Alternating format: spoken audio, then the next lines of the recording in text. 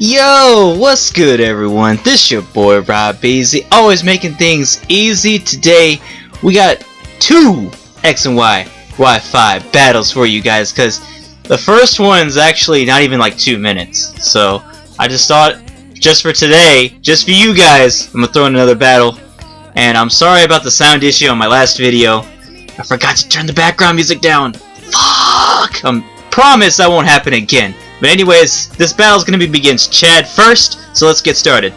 So it seemed like Chad had some pretty good Pokemon on his team, so I decided to plan accordingly by leading off with my Mamoswine, while he leads off with his Hydreigon. Now, I wanted to go for the Ice Shard first, just in case he had a Fire Blast or something like that. And Ice Shard does just about 51-52%, which is pretty good. I wasn't expecting that. And then he goes for the Tri-Attack, which I wasn't expecting either. I don't know why that Hydreigon had Tri-Attack. And then, on top of that, heal with a Shell Bell instead of Leftovers. Kind of weird to me, but I go for the Ice Shard once again, just to knock it out. Because I knew it did 51-52% anyway, so now he goes out to his Chestnut, and I'm going to go ahead and make the switch into my Gengar. And this guy tries to use Spiky Shield, but he ends up failing, of course. So I just switched in, and now I go for the Psychic and proceed to OHKO this Chestnut. Critical hit probably would not have mattered. Chestnut's not really that specially defensive. He's defensive, but he's not special defensive. I don't think. Not that much, but his final Pokemon is a Blaziken, and of course he's going to Mega Evolve into Mega Blaziken. Now I expected him to go for the Protect, but he didn't go for it, which is kind of funny to me, and that's pretty much sealed his fate. Because he might have outsped my Gengar had he gone for a Speed Boost after the Protect, but anyway, it was a good battle by Chad. So now we're going to move on to one of my friends. Her name's Charlotte, but she's Kitty in this game. And we actually had a full Link battle, so we're going to get to that right now.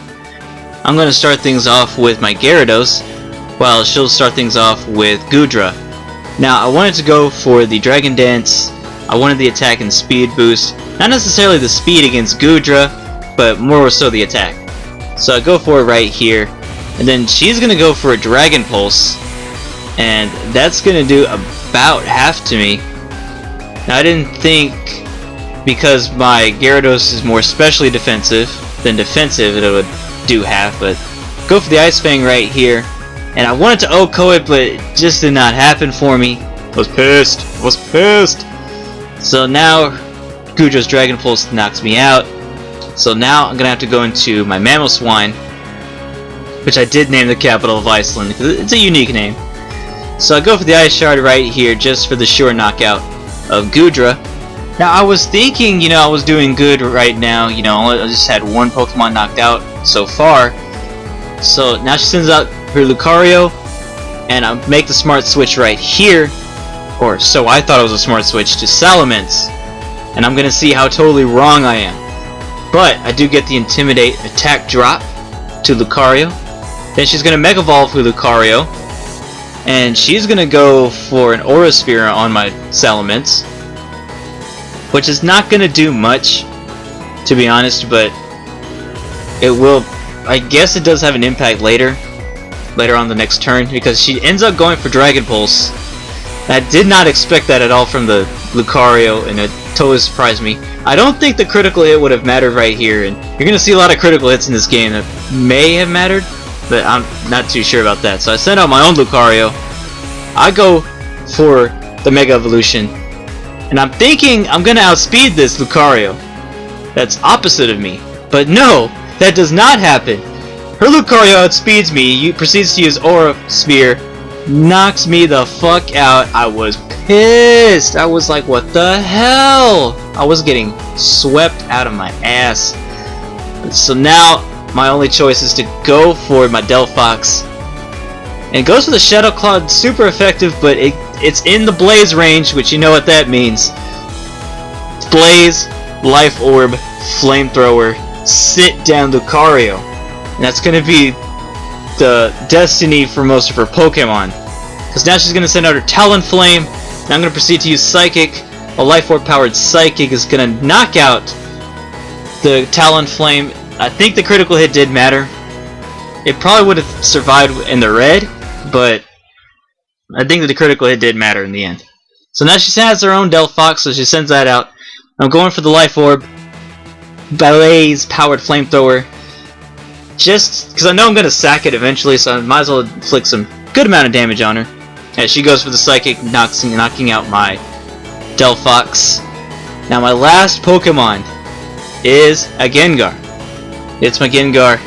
And I go for the Shadow Ball right here because I know I'm going to outspeed that Delphox. So I proceed to do that. And next she's going to send out her Aurorus, which is kind of interesting. Unique choice, I think, but I end up going for the Focus Blast right here, and I actually hit this Focus Blast double times 4 damage. Sit down, Aurorus. You're done. Now her last Pokemon's a Go-Goat. I did not expect this thing to do much. It did not. So go for the Shadow Ball right here. And well, she goes for Surf, which kind of threw me off a little bit. I didn't think Go-Goat could learn Surf, but didn't do much damage. So now just go for one more Shadow Ball, knocking out the Go-Goat. And that's pretty much game. She gave me a run for my money. I'll give her that, but I ended up pulling that one out. So hope you guys enjoyed. Till next time, this has been Rob Beasley. Peace, y'all. I'm out.